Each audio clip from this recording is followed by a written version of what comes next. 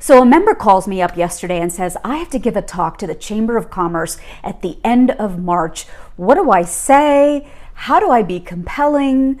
How should I structure what my material? So in this video today, I'm going to offer you 5 tips to structure your talk so you can just hit it out of the park the next time that you are called in to do something like this. Just the table of contents right here at the top. Number 1 is to consider your audience. Always be coming from a place of service. What is your audience going to be able to learn from you? What's keeping them up at night? So that's step number 1. Step number 2 is, what do you want to leave them with? Now that you know what's keeping them up at night, what do you want to leave them with? Number 3 is, what is a personal story that you can tell to support this particular takeaway that you're going to be offering the audience? Number 4 is to practice with a friend, practice in the mirror, practice as much as you can to get all the kinks out. And then number 5 is to always make sure you have your bullet points in front of you in case you lose your train of thought. All right, so let's get a little bit in depth into step number 1. Step number 1 is, who exactly is going to be in the audience? I personally love, if I have the opportunity to do this, I love to pre-interview some of the people that are going to be in the audience. This usually means that you have to reach out to the organizer or the host body that's asked you to give the talk and say, well, who are the stakeholders that are going to be in the room? And what are their current pain points right now? What's keeping them up at night? And how can you come at this from a place of service? I want to give you an example. So there was a company it was a smaller pharmaceutical company that was about to be bought by a larger pharmaceutical company. So the Asian American Pacific Islander Association, the ERG for this very small pharmaceutical company, was bringing me in to talk to their Asian American population. And the topic was going to be assertiveness versus aggressiveness. And the mission statement behind asking me to give that talk is, now all of a sudden they were going from a company of, let's say, 1,000 to a company of 30,000.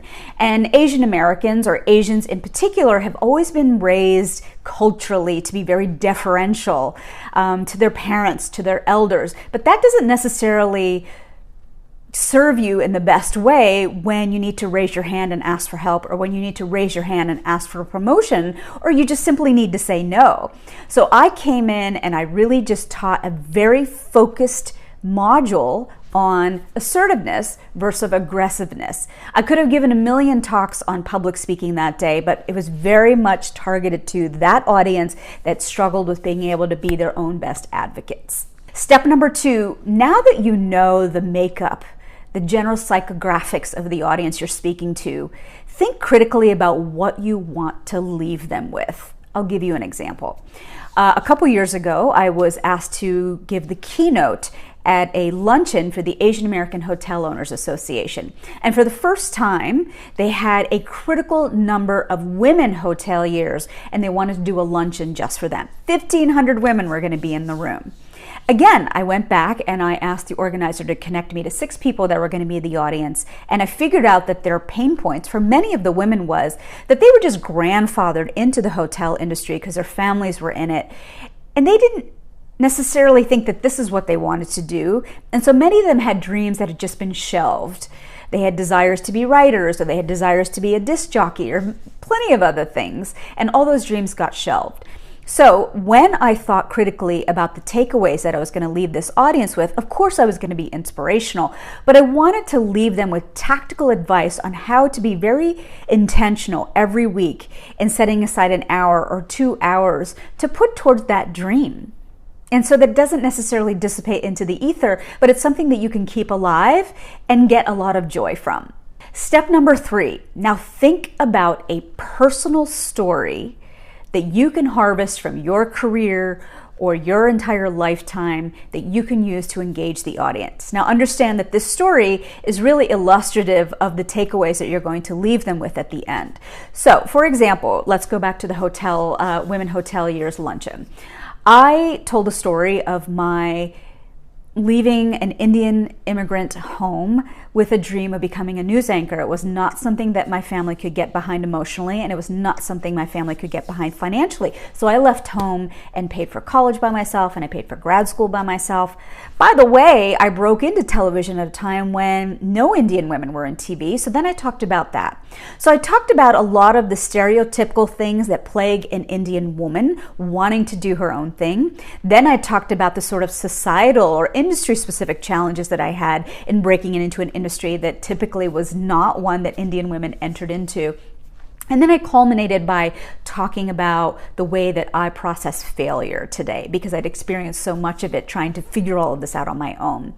But this is really an opportunity for you to take your audience and give them a front row seat to this experience that you're describing. And you want to make sure you engage all 5 senses: a sense of taste, a sense of smell, a sense of sight, a sense of sound.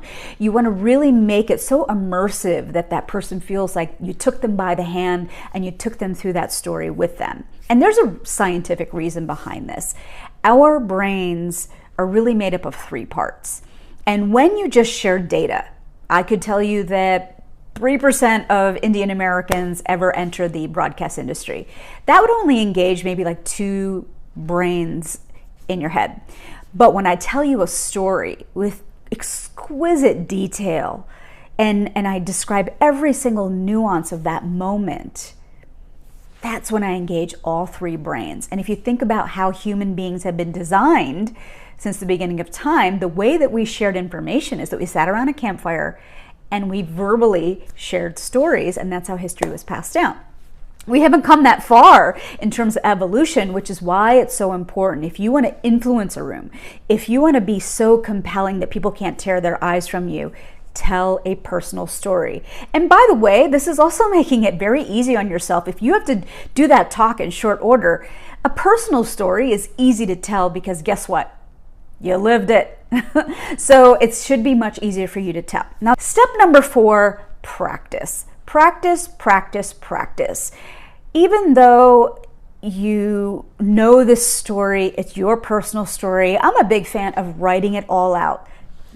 Nose to tail, writing out the entire story and then practicing it. Practicing in front of a mirror.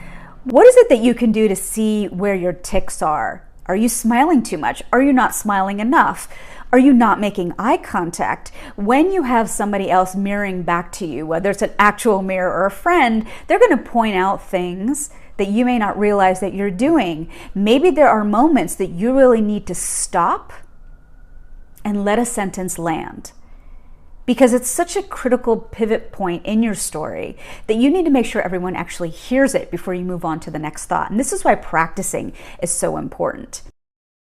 And make sure that you have bullet points. I'm going to tell you, I've been on television for 20 years. I do videos like this every week. I still have all of my bullet points written on a piece of paper, and I keep that handy because when all that adrenaline is pumping and you've got all these distractions, maybe there's a photographer, maybe there's an audience member that's on their phone, it's easy to have all those chemicals like pumping through your brain and you lose your train of thought. So on an index card, have all of your bullet points so that all you have to do is look down and see one word and it brings you back to the next point that you wanted to make and the next point that you wanted to make. All right, here is my bonus tip.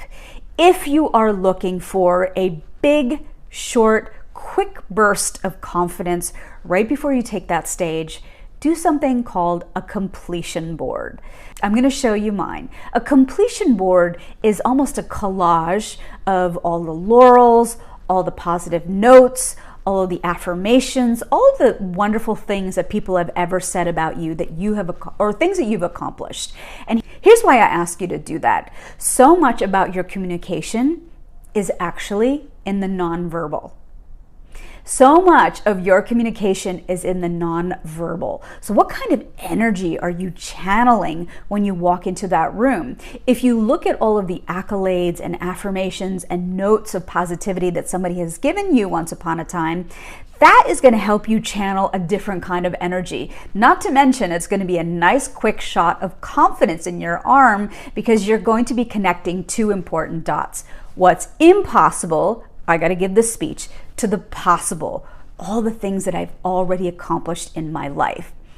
I'm going to leave you with this. I teach a public speaking masterclass. I teach this for women who want to build a personal brand and they're not quite sure how to workshop their personal stories to the takeaways and be really powerful when they're commanding a room. I'm going to teach you how to do all of that. My next cohort launches on April 13th. If you would like to sign up, all you got to do is email me at joya@joyadas.com. And I can't wait to meet you.